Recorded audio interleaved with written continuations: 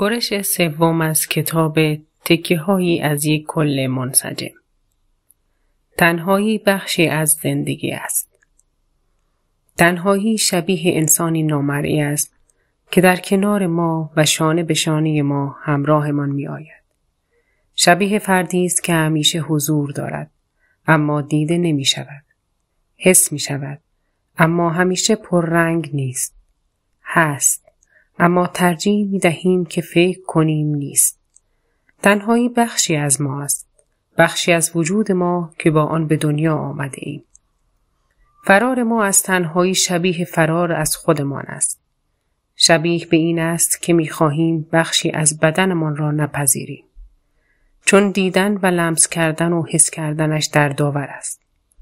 فقط کافی است روزی مجبور شویم با آن بخش دردآور مواجه شویم. آن روز غمگینی خواهد بود. اما پس از آن پذیرش شروع می شود. و زمانی که درد را پذیرفتیم، درد شبیه به جریانی بیدار کننده در ما می چرخد و از بدنمان بیرون می رود و ما تغییر را حس خواهیم کرد. زندگی با ما همین کار را خواهد کرد. زندگی گاهی ما را در تجربه‌های قرار می دهد که مجبور می شویم تا حدودی با آن بخش نامرئی ارتباط برقرار کنیم.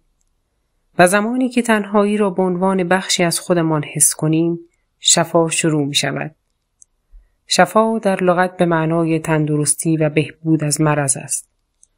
شاید مرض تمام آن رفتارهایی است که ما را از پذیرش و رها کردن دور می کند.